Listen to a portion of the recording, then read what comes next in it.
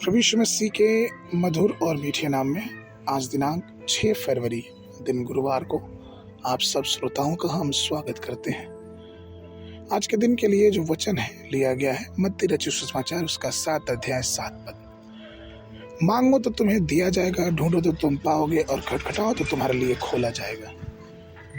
प्रियो, मांगना हमारा कर्तव्य है। परमेश्वर की आशीषों को हमारे जीवन में मांगना प्रार्थना के द्वारा हमारा कर्तव्य है। बहुत से लोग ये कहते हैं कि अरे परमेश्वर को तो सब कुछ मालूम है तो उससे क्या मांगे, वो जरूर देगा। लेकिन नहीं प्रिय, ऐसा नहीं है। अगर ऐसा होता तो वचन ये क्यों कहता कि मांगो तो तुम्हें दिया जाएगा। प्रियो, एक बच्चे के बारे में विचार करें। क्या उसकी माँ को पता नहीं होता है कि बच्चे को कब भूख लगती है? लेकिन जब तक वो बच्चा रोता नहीं और जब तक अपने माता से कहता नहीं, अपने पिता से कहता है, तब तक लोग उसकी तरफ ध्यान नहीं देते हैं। तो प्रिय, संसारिक होने के बाद भी हम जब इन सब बातों का इंतजार करते हैं तो हमें ये भी देखना है कि परमेश्वर का वचन भी कहता है कि मुझसे मांग। यहाँ तक कि यूहन्ना 14:14 में यीशु मसीह ने खुद कहा, यदि तुम मेरे नाम से कुछ मांगोगे तो मैं उसे करूंगा। अर्थात मांगना जरूरी है।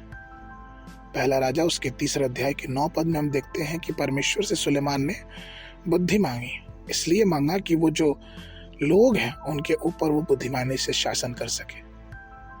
याकूब का लिखने वाला पहले अध्याय के 5 पद में कहता है, पर यदि तुम में से किसी को बुद्धि की घटी हो तो परमेश्वर से मांगे, जो बिना उलाहना दिए सबको उदारता से देता और उसको दिया जाएगा। यहाँ तक कि मरकुस 10:47 में हम देखते हैं कि किस प्रकार से उस अर्धे बर्तिमई के आंखों के लिए उसने परमेश्वर से मांगा।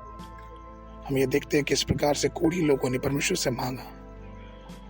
जितना भी वृतांत हम बाइबल में पढ़ते हैं, जब लोगों ने मांगा तो परमेश्वर ने उनकी प्रार्थना सुनी और परमेश्वर ने उनके लिए उत्तर दिया। अर्थात उनकी प्रार्थनाओं को सुना गया और उसका उत्तर भी दिया गया।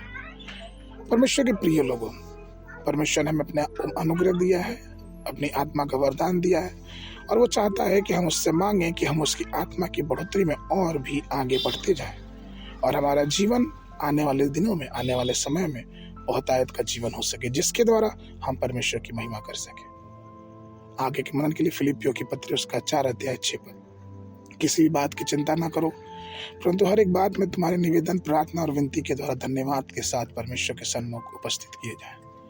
बाइबल अध्ययन के लिए सुबह के समय निर्गमन की पुस्तक उसका 39 और 40 अध्याय, शाम के समय मत्ती उसका 23 अध्याय 23 पद से लेके 39 पद तक। परमेश्वर आप सबको आशीष देवे।